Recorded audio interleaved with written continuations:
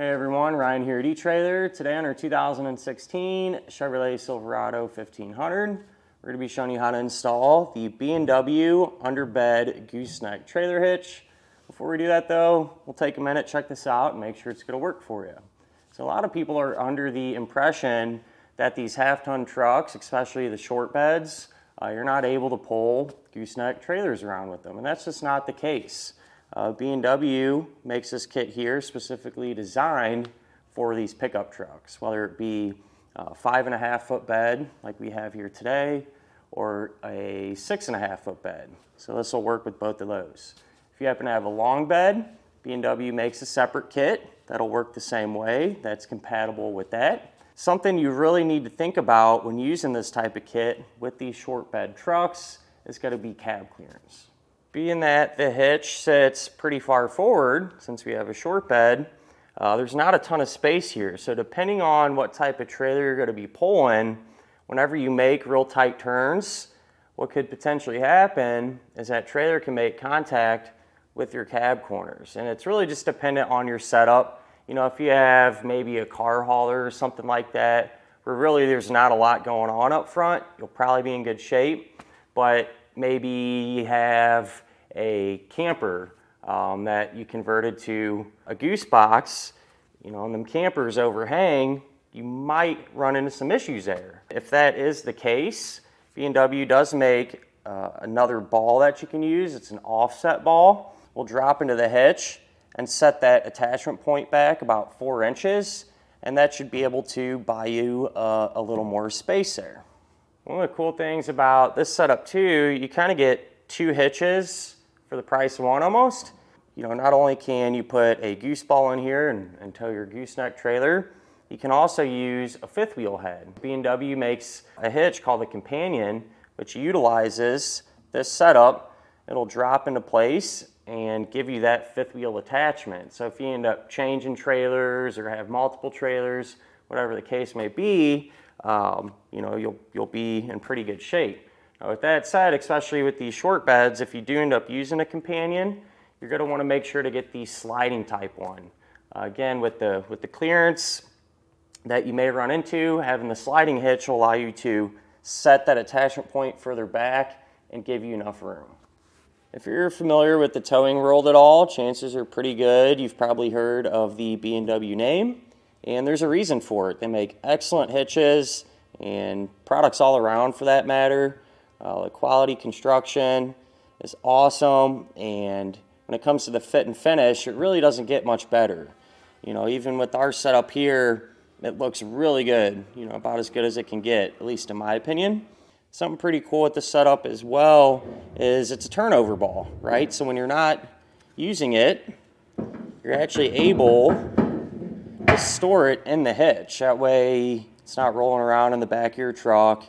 You know, you're trying to keep track of it or whatever. You can always keep it inside of the hitch and it's ready for you whenever you need it.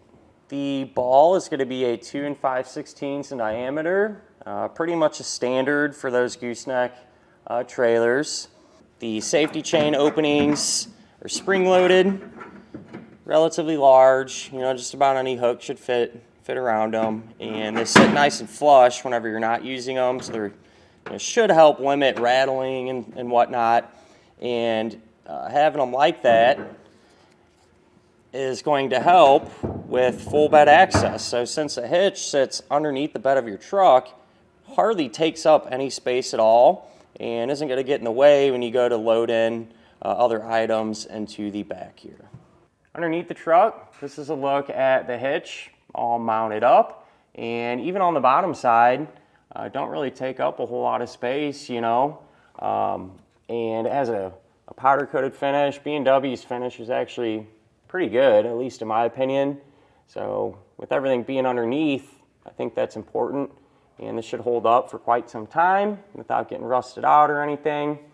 And one of the big questions we get is when doing this type of setup, is suspension enhancements going to be possible? And it really just depends on what you're going for. A lot of people wonder about airbags, and it's kind of a hard question to answer across the board, just depending on what type of airbag you got.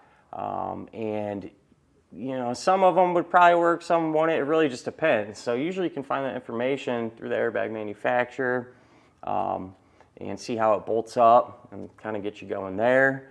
Something that I can speak to for sure though, what would work would be different types of suspension enhancements. For example, a Timbren or a Sumo spring even. Those essentially more or less replace these jounce bumpers right here, and that's how they work. Those would work for sure. You wouldn't run into any interference as far as that goes, or even a leaf spring enhancement. Roadmaster makes a really nice setup, as well as many others that kind of go on top of the leaf springs, and with a setup like that, shouldn't have any clearance issues either. I am a fan of the handle mechanisms on these B&W hitches, and this is how you're actually going to operate it. So when the handle's in, it's locked. Everything's locked into position. When you want to unlock it, it just pulls right out, and you just bump it to the left a little bit.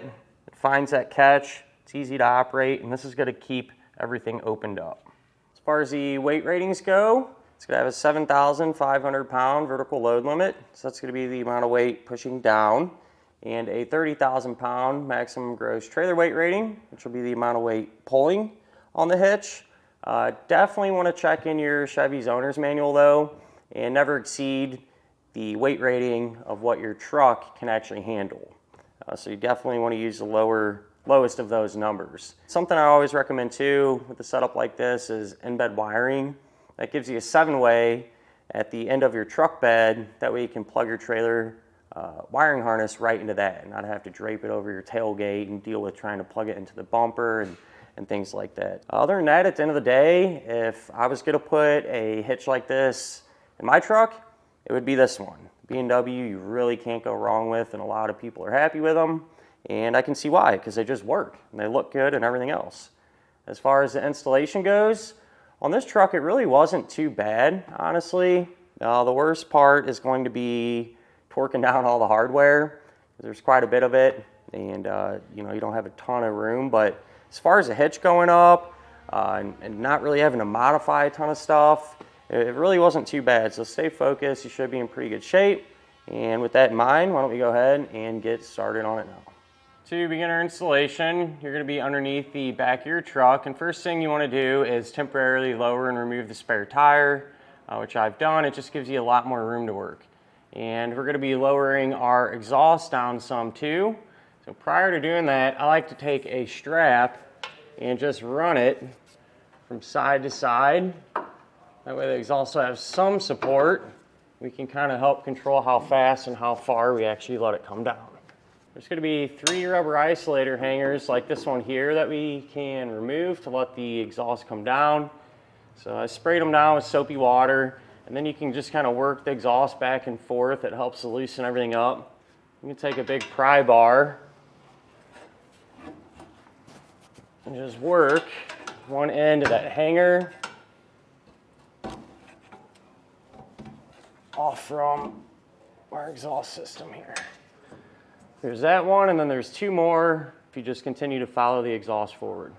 The other 2 are just behind our muffler, and we're going to use that same technique to get those off.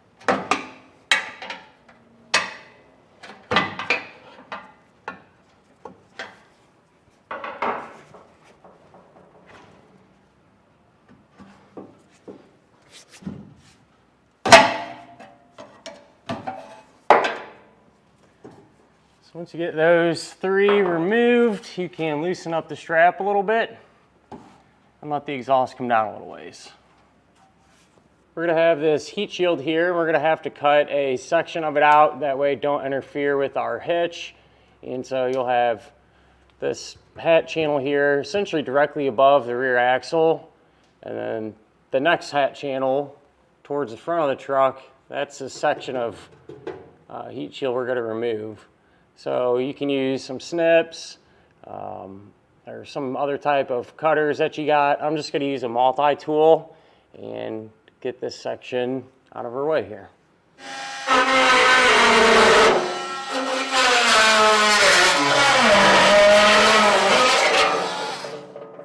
Once you get that end cut, moving up to the next hat channel right here. This is where I'm going to make the additional cut to get that section removed.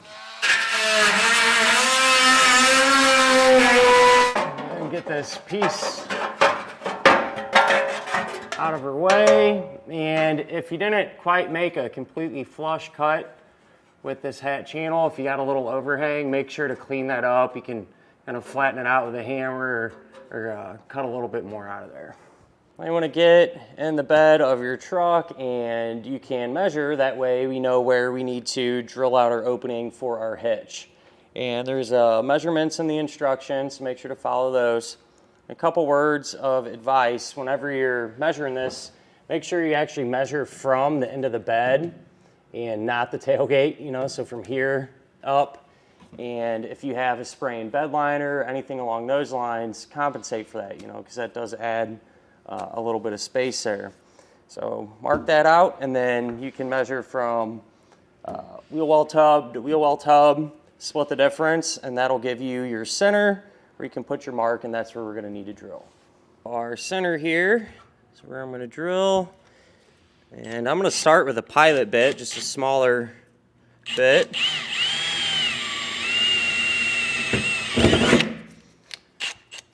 Go through that, and then I'm going to switch out to a hole saw. And what I like to do is just take that hole saw, drill it through a piece of plywood, and that's going to kind of help prevent this from skipping all over the place. We'll get our opening created here.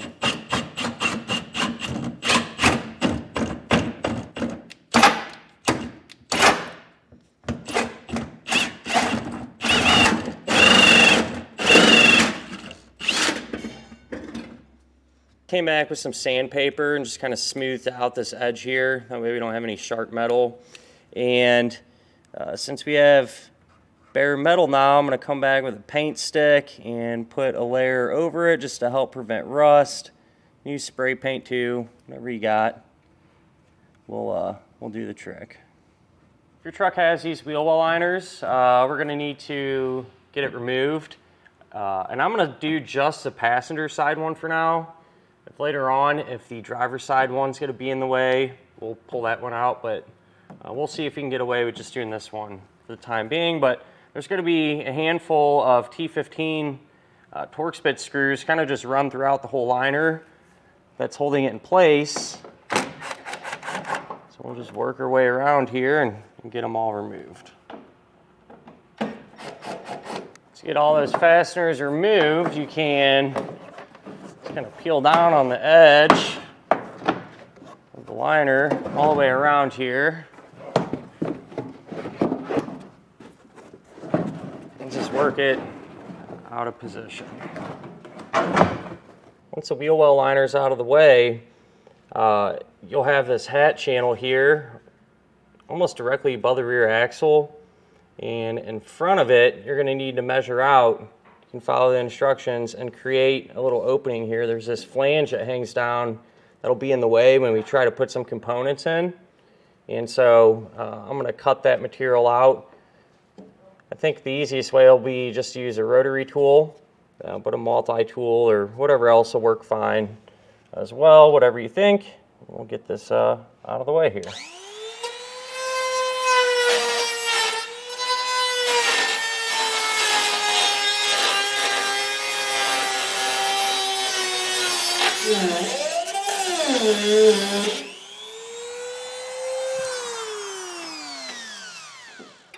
I did the same thing to our little flange here, smoothed it out, put some paint on it so don't rust. And we can get our front cross member in place now. So the holes, you're going to want those to face towards the back of the truck. Just like this. And we're going to take it and slide it almost all the way across here. We'll probably go something like that. Let it sit there, move underneath the bed of the truck. With the cross member in about this location here, the second hole over from the end of the cross member from the driver's side, you can take one of these bolts, push it through like so, and then they give you this O-ring take that O-ring and run it over the bolt, and that's essentially just a placeholder. You know, it'll keep that bolt in position because it'll be kind of hard to get to whenever we get the cross member where we need it to go. And then you're just going to continue to slide this over, and on the driver's side you do have your brake lines and some wiring and stuff. That's why there's a notch kind of cut out in this cross member, so be conscious of that. Kind of roll it in place and get it about 4 inches in front of the center hole that we created. As far as the rear cross member goes, that's going to be this piece here, and this has threaded holes in it. And so something I suggest doing is take one of the bolts that they give you and make sure you can run it through easily. Sometimes powder coat kind of gets piled up in there and makes it really hard to get started, and then it's really a pain when you're underneath the truck trying to hold heavy stuff and get a bolt started. So I checked all of ours. We're in good shape. And just for a reference too, so these holes are offset, right? They're not in the center of this bar. The side that they're closer to, that's going to be the bottom. So when we put this in here or under the truck, you know, we'll eventually kind of rotate it like this. And when you rotate it, you want those offset holes to be pointing down towards the ground. We'll just do essentially the same exact thing with this one that we did with our front cross member. Same's going to hold true with this. Just watch brake lines and stuff. I'm trying to rotate this here. If you're having a hard time being able to rotate it, you can always take an adjustable wrench, and that usually gives you a little more leverage to be able to do that. Just going to roughly center it and push it all the way back as far as we can go against this hat channel here. Put our center section in, and you can tell the ball opening there is offset. You want that to be towards the back of the truck. And a quick way just to kind of make sure everything's going as planned here, the handle mechanism, that's going to be on the driver's side. So we'll set it up in there just like this. With our center section too, if you remember that bolt that we put in the front cross member with the O-ring on it, you're going to want that to go through this corner hole here on our center section. And I'll try to get this lined up and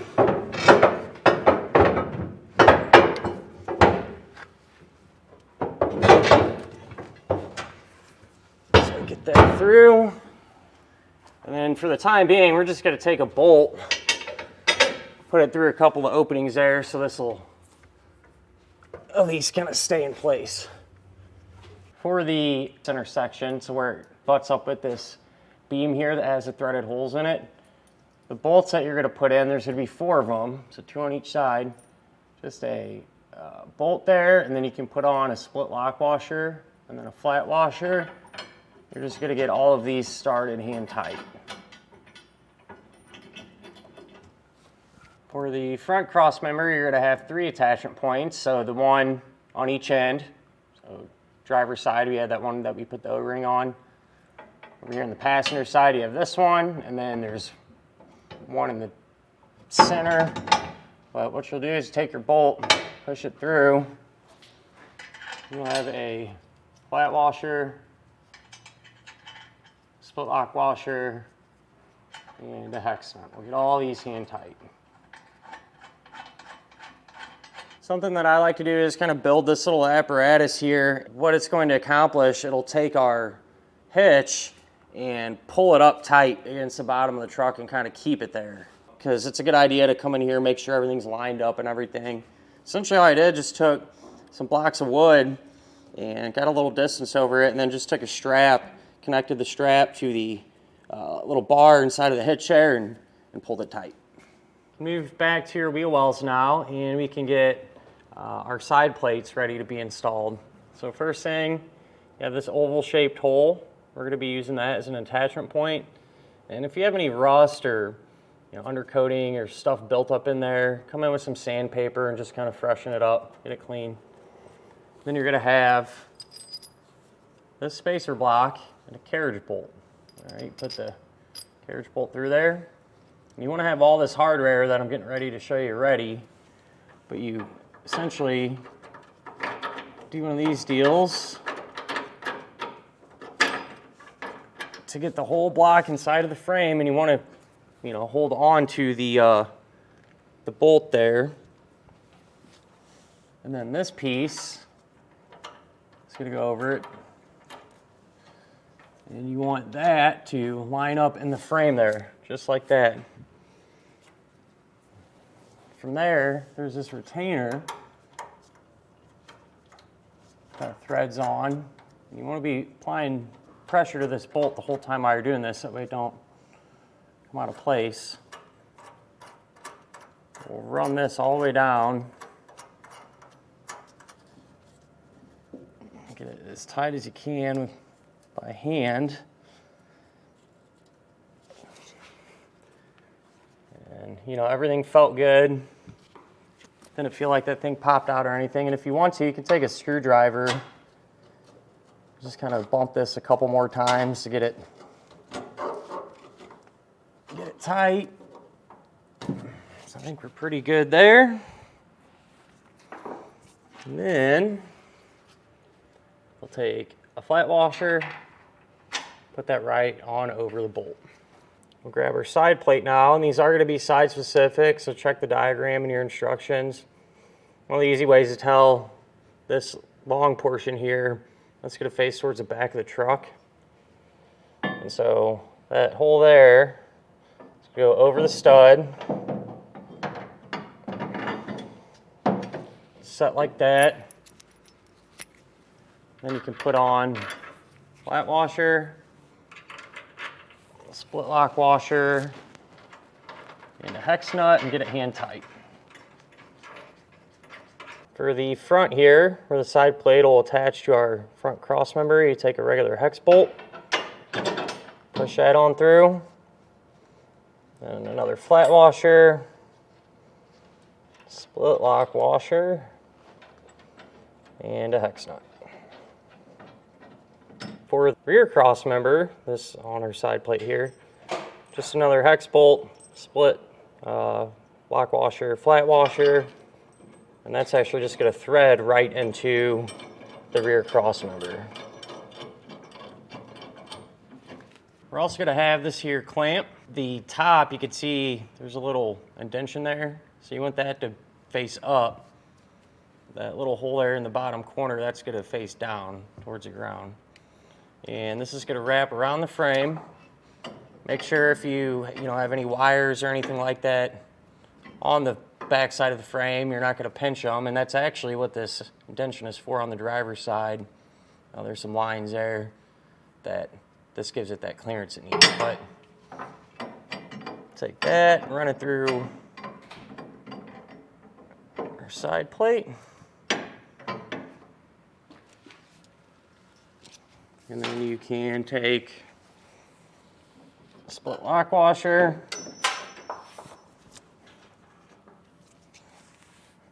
put that over, and a hex nut. Get a few threads started on that one. I'll do the same thing for this one down here. Over here on the driver's side, I did the same exact thing to get this side plate loosely installed as well. And I did actually have to remove this fender, or wheel well liner rather. That way we had enough space, we could actually kind of see what was going on. But it comes out the same exact way that we removed the passenger one. Tighten down all of our hardware, and you want to follow the sequence that we're about to do when you're snugging up the bolts and torquing them down. So first things first, we want to do all the bolts that are attaching our center section to our crossmember rails. So I have a 3/4 inch socket and wrench. We'll get that done.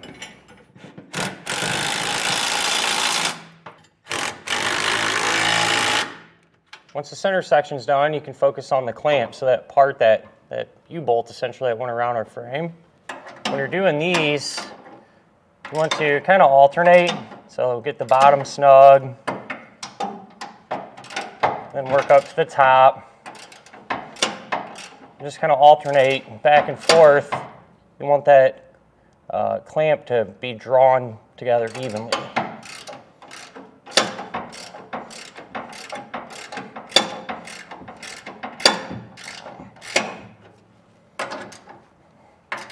Then tighten up these bolts here, holding the side plates to our cross members.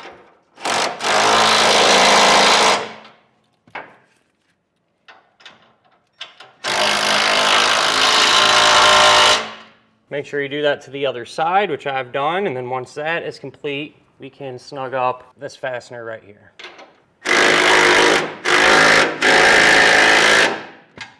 So once everything is snug, you need to make sure and come back with a torque wrench and tighten down all the hardware to the amount specified in the instructions in that same sequence that we just did.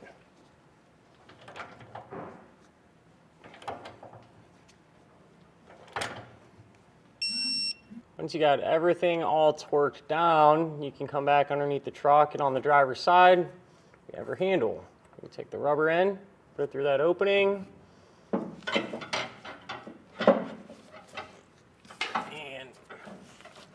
we'll work it through.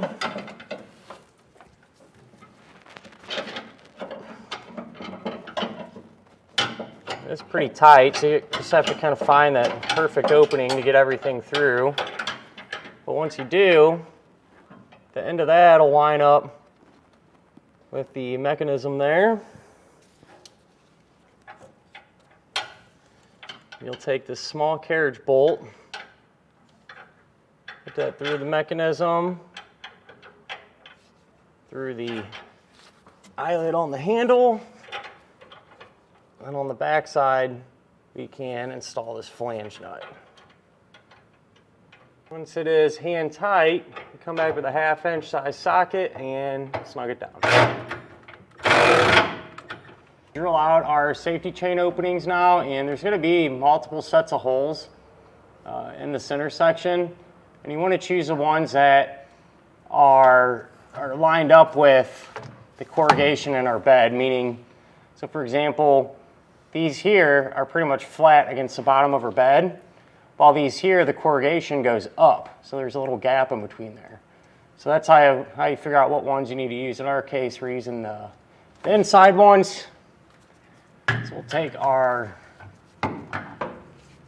drill bit and create some holes.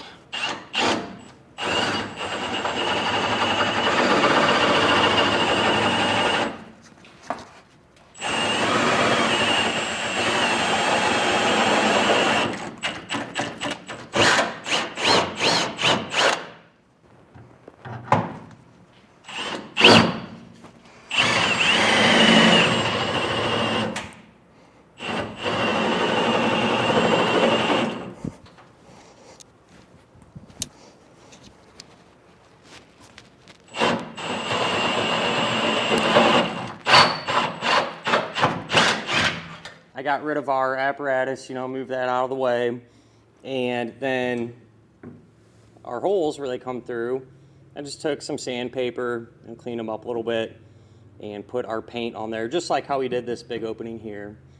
Gave it a few minutes to dry, and now you can take the U-bolts for our safety chains, drop those right on down through. Underneath the truck where our U-bolts come down, on each leg of it, you can take one of these springs.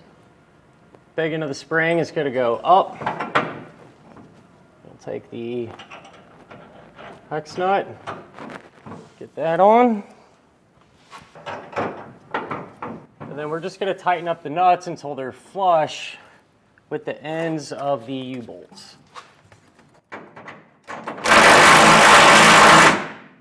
So about like that. At this point, we're pretty much wrapped up underneath the truck. So I went ahead and just rehung our exhaust the opposite way that we removed it. Sprayed the hangers down. You can just push them back in place by hand. And you can also reinstall your spare tire.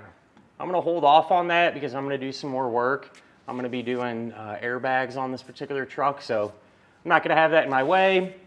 And I recommend that as well if you're going to be doing embed wiring or other stuff, go ahead and leave it removed for the time being. If you did have the wheel well liners, you can go ahead and get them reinstalled the opposite way that you removed them, except over here on the driver's side, you're going to have to cut out a little opening. That way it'll make it easier to get your hand in there and actually operate the handle for your hitch.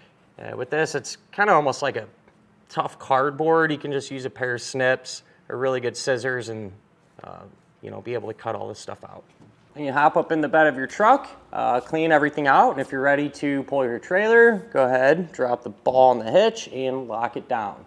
And with that done, that will finish up our look at and our installation of the B&W Underbed Gooseneck Hitch on our 2016 Chevy Silverado 1500.